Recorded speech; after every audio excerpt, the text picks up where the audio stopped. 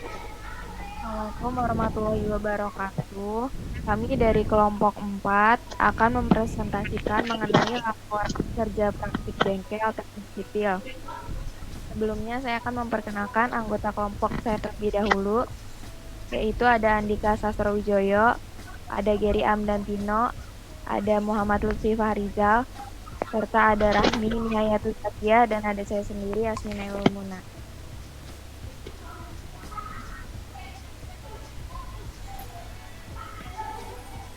Apa itu laporan kerja praktik bengkel atau logbook? Nah, laporan kerja praktik bengkel itu juga biasanya disebut sebagai logbook. Di jurusan Teknik Sipil PNJ sendiri, laporan tersebut masih harus ditulis tangan.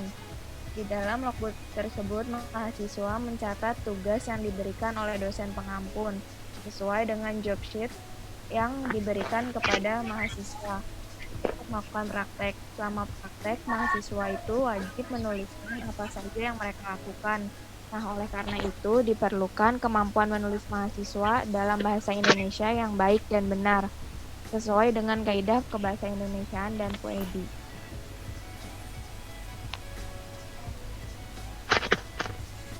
Selanjutnya, sistematika laporan kerja praktik bengkel atau logbook. Yang pertama itu ada dasar teori, berisi definisi, yaitu uraian umum terkait job yang ditugaskan. Lalu ada fungsi, berisi uraian dalam bentuk poin-poin mengenai fungsi dari job yang dilakukan. Lalu ada syarat, lalu ada kelebihan dan kekurangan. Untuk kelebihan dan kekurangan itu sifatnya opsional.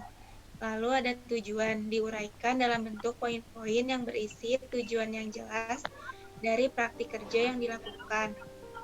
Ada alat dan bahan. Yang pertama, alat ditulis dalam bentuk daftar alat yang digunakan selama praktik. Dan lebih baik jika disertai gambar alatnya. Lalu ada bahan, disebutkan juga dalam bentuk daftar. Yang terakhir ada langkah kerja. Setelah mempraktikannya, mahasiswa segera menulis langkah di dalam laporan disertai dengan gambar yang mendukung.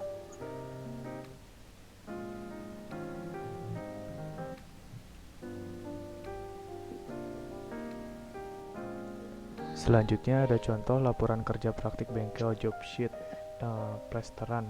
Di sini ada job judul pekerjaannya ditaruh di atas dari dasar teori, harus dengan huruf kapital dan jelas. Yang selanjutnya di bawahnya ada dasar teori, terdapat penjelasan apa itu plesteran, fungsi plesteran, syarat-syaratnya, dan lapisan-lapisan pada plesterannya.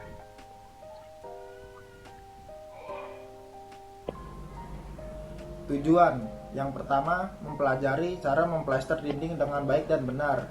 Yang kedua, mengetahui cara mengkamprot, memplester, dan mengaci dengan benar. Yang ketiga, menggunakan alat dengan baik dan benar. Di sini ada alat dan bahan. Yang pertama ada ember, sendok spesi. Yang ketiga ruskan. Yang keempat gidar. Yang kelima waterpass. Yang keenam uting-uting. Yang ketujuh besi penjepit.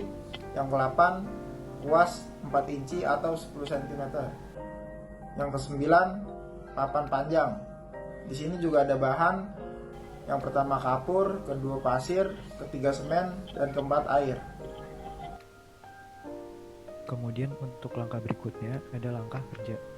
Contohnya di sini ada lapisan untuk laporan plesteran, yaitu terdapat 3 lapisan untuk membuat plesteran pada tembok kerja. Seperti pada contoh ada lapisan kamprot, plester, dan lapisan acian. Kemudian ada juga terdapat gambar untuk mempermudah dan tidak terjadi kesalahpahaman. Ya, berikutnya.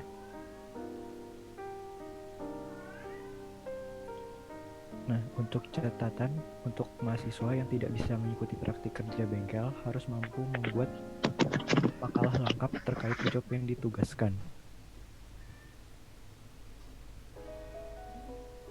Sekian yang dapat kelompok kami presentasikan. Kurang lebihnya mohon maaf. Semoga presentasi kali ini dapat dimengerti oleh teman-teman sekalian. Terima kasih. Wassalamualaikum warahmatullahi wabarakatuh.